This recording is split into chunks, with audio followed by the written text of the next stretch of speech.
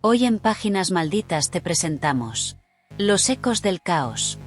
Nadie sabe cómo ni cuándo comenzó. Nadie sabe por qué algunos se veían afectados y caían en la locura y otros no. No puedo explicarlo. Solo espero que quien encuentre este diario pueda entender qué es lo que está ocurriendo. Me llamo Ana. Como ya te he dicho, no sé el por qué, ni el cómo, solo te puedo hablar de las consecuencias, de lo que ocurre. Espero así poder salvar alguna vida en un futuro. Era un día como cualquier otro.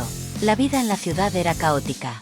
Gente con prisas, niños jugando en el parque, grupos de estudiantes yendo a la escuela, tiendas y bares llenos de turistas.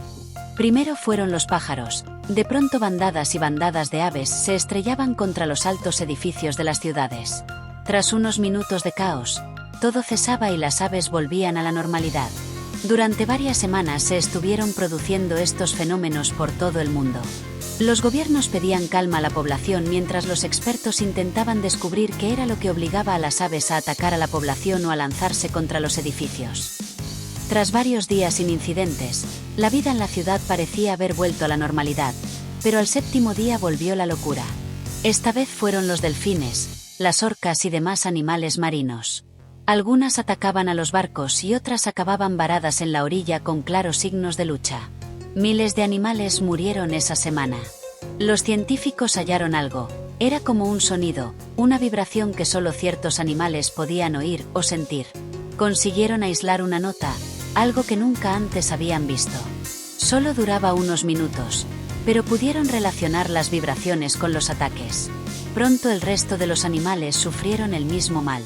Los safaris y zoológicos se convirtieron en auténticas zonas donde la muerte se cebó con los más indefensos, registrándose incluso varios ataques a cuidadores y turistas. En este momento los científicos consiguieron aislar el ruido. Había cambiado de frecuencia y ahora lo captaban más claramente. En unos meses comenzaron a llegar noticias espantosas sobre masacres en aldeas y pueblos pequeños donde la tecnología humana no había llegado. El grupo de expertos aclaró que el sonido se había hecho audible al oído humano, pero que en grandes ciudades donde los decibelios de la polución auditiva eran tan altos, no éramos capaces de oírlo. Todas las cadenas de televisión del mundo se hicieron eco de la noticia. No sabíamos por qué, pero ya no afectaba a los animales, solo influía en el comportamiento de los humanos. Tampoco sabíamos por qué algunas personas se transformaban en auténticos psicópatas y otras no. Llegó el día que todos temíamos. Una noche escuchamos como unas trompetas que venían de todas partes y de ninguna. Tras unos minutos se desató el caos. Cuando por fin cesó aquel sonido infernal, los vecinos salimos a la calle. Todo era destrucción, desolación y muerte. Había personas en la calle llorando al darse cuenta de lo que habían hecho durante su danza asesina. Los que habían sobrevivido decían que no se acordaban de nada, que solo les movía un hambre de sangre y dolor que no podían evitar. Como si algo les hubiera empujado a hacerlo. Al día siguiente, al caer de nuevo la noche, todo se repitió. Gritos desgarradores eran apagados por el dichoso tronar de las trompetas. Por suerte, Marcos había habilitado el sótano y había construido un búnker. Tenía de todo, una nevera con comida y bebida, linternas, velas, un colchón cómodo para dormir y algunas cosas más. Sus años en el ejército hacían que fuese precavido. Cada día, al irse el sol, bajábamos con Daisy, nuestra gata, a nuestro refugio y allí hacíamos vida normal. Al menos por unas horas. Una noche alguien consiguió entrar en nuestra casa. Escuchamos cómo lo destrozaban todo. Los golpes y gruñidos eran ensordecedores. Permanecimos en nuestro sótano sin hacer ningún ruido hasta bien entrada la mañana. Al subir al salón estaba todo destrozado. No podíamos seguir allí. Así que decidimos irnos al bosque. Los padres de Marcos tenían una cabaña en los límites del condado con las tierras del norte. Allí casi no había civilización, por lo que teníamos menos probabilidades de encontrarnos con alguien. Cogimos unas mochilas de supervivencia y nos dirigimos hacia nuestro nuevo hogar. Intentamos alejarnos lo máximo posible de cualquier ciudad o pueblo. No queríamos tener que enfrentarnos a nadie que hubiera sido atrapado por la locura de las trompetas. Las autoridades repartieron auriculares para que los ciudadanos no pudieran escuchar el dichoso sonar, pero no servía de nada. Era como si un ronroneo se te metiera en el cerebro y te atrapase la oscuridad. Caminamos durante días rezando para que no nos afectase el pitido a ninguno de los dos. Una semana después de salir de la ciudad por fin llegamos a la casa del embarcadero. Solo había calma. Podíamos escuchar los ruidos de la naturaleza, el eco de las aguas del riachuelo, los pájaros. Parecía que allí el tiempo se había detenido un instante antes de que todo aquello comenzara.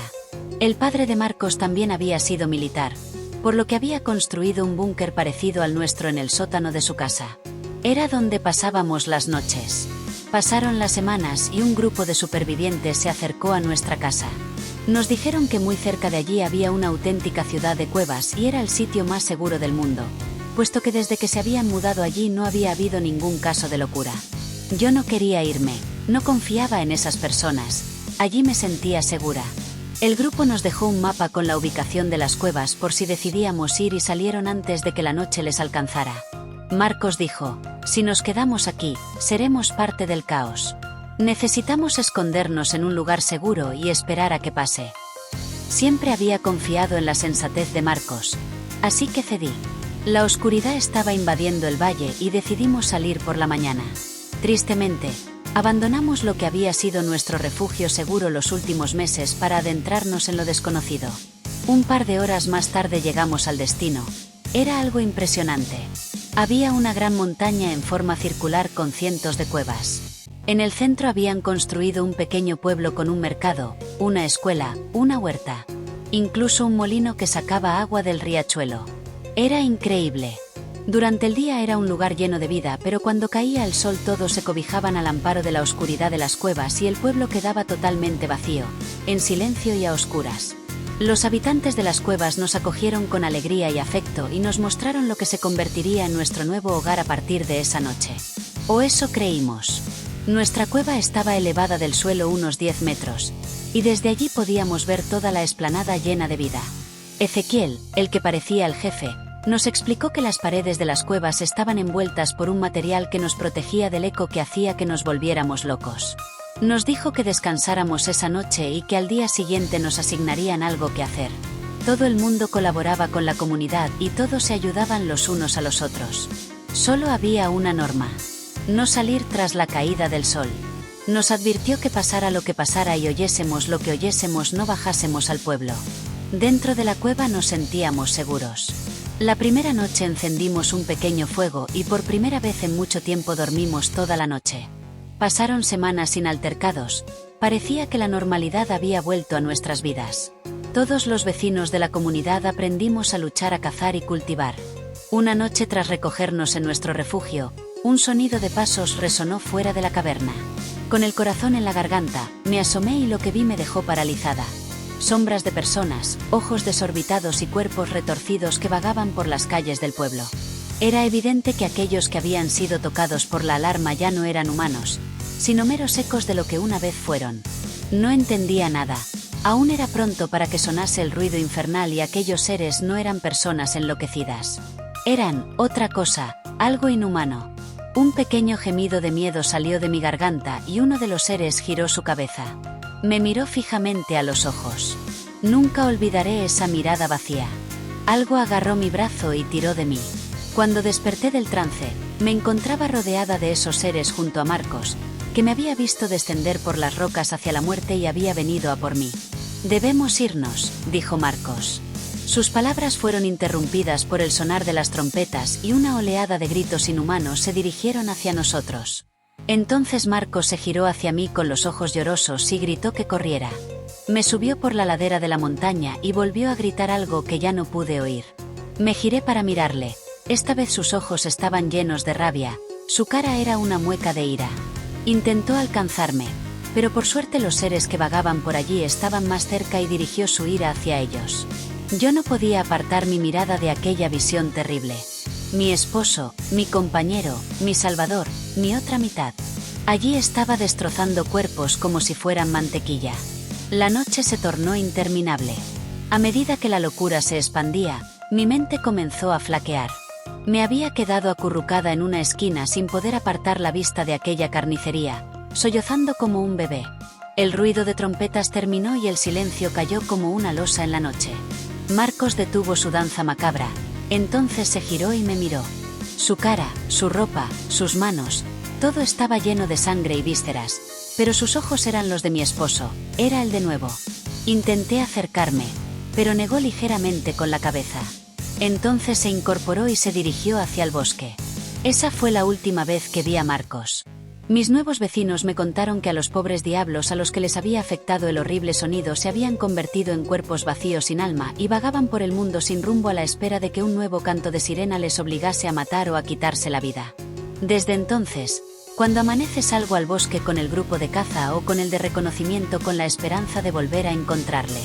Cada noche aparecen nuevos seres en nuestra aldea de cuevas, caminando y gruñendo, buscando algo que echarse a la boca. Yo les observo desde la penumbra de mi gruta, esperando volver a ver a Marcos y poder darle una muerte digna. Poco a poco el ruido de las trompetas ha ido disminuyendo su frecuencia hasta convertirse en un susurro de un tiempo lejano. La comunidad ha reforzado sus defensas y nos hemos organizado en grupos de trabajo. Aunque el sonido infernal casi ha cesado, aún hay muchos peligros ahí fuera. Tenemos que protegernos y alimentarnos para que alguna vez, en algún momento, la humanidad pueda ser grande de nuevo, y hasta que llegue ese momento, nunca dejaremos de luchar. Si te gustan las historias de terror y misterio, suscríbete y dale al like. Te leo en los comentarios.